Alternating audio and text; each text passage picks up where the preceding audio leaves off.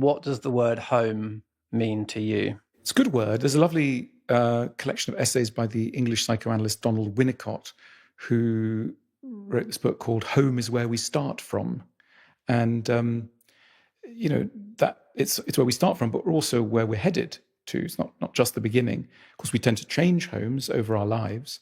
Anyone who lived in the same home all their life, you'd feel sorry for them. There's something about a necessary transition. But I suppose that the dream behind the word home is that it's a container for everything that matters to you. It's a security against dispersal and threat, understood both abstractly and concretely. Why do you say that we'd feel sorry for someone that lived in the same place their whole life? I'm interested in that, because isn't that in some senses the dream? I think, imagine if you had the same bedroom all the time, that your child's bedroom became the bedroom where you spent your wedding night and where, your children came to see you for bedtime. So, we need a change because we're changing. It's like wearing the same clothes. I think the ideals that animate home can remain the same: safety, containment, but as we change, so the home needs to change. Because I think the ideal of home is that it anchors you to values that you think are important, but that are a bit under threat in daily life. So, there's that feeling of coming home after a long trip away or something. And the home helps to remind you of sort of who you are, what you care about, what's important to you.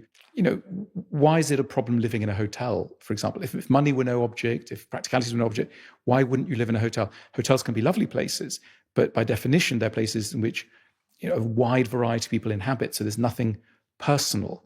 And, there is that way in which once you put somebody in a space, and it could be the barest sort of space, you try to personalize that space. You put some object that is reminiscent of something that you care about. And that's the beginning of home. If you were in a hotel and you rearranged the vase, or you put something over a picture or something, that would be the beginning of homemaking.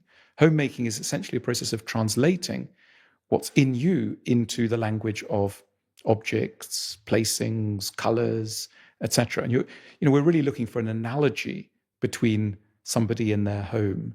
The home is a translation of, it's a kind of work of autobiography, as it were. It's a translation of what matters to them in the language of furnishings. Yeah, it's interesting that I met someone recently, and she said that when she was a child, she'd take the posters off her bedroom wall, and when they went on holiday to somewhere in Spain, she'd pin them up again on the wall of her bedroom at the hotel.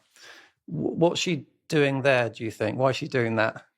I think that's the really important question: is why is she doing that? Why do most people not do that?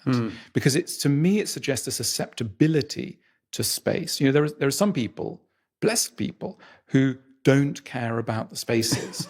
And I think I associate that with a kind of inner robustness. They don't care what the outer world is like because their inner world is very settled. Their inner world is very contained. Whereas the sort of people, and I put myself among them, who can't sleep because the chair's in the wrong place, or there's a mark on the wall or something, you're really hostage to fortune because the world generally can't accommodate your wishes. So that hypersensitivity to space, I think, is you're lacking a skin, a psychological skin, and you're asking the outer world to provide that for you, and that is a risky thing to do and an expensive thing to do, time consuming, because you're all the time going to have to take your posters with you.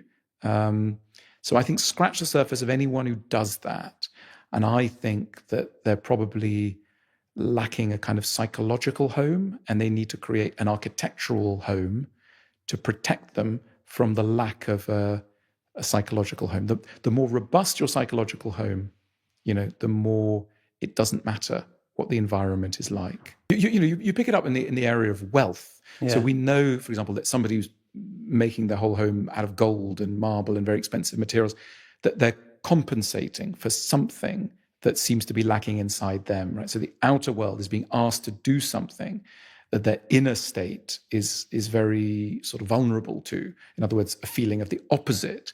And so I think there's always an interesting dialogue between what someone's home looks like and who they actually are. So, a common charge might be, well, this place looks very serene. You must be very calm. No, it's precisely because you're not calm that you need that serenity hugely. If somebody's needs a very creative, chaotic environment, it's probably because the danger that they're responding to and they're decorating against is the danger of stillness and a kind of inner deadness. One of the huge questions in this area is, why do people have different tastes? And I think they have different tastes because they have different psychological needs. And the psychological need is as it were, almost diametrically opposed to the way in which it's then translated into objects. So, the person who, as I say, who is agitated will be building a calm space, and on and on. Yeah.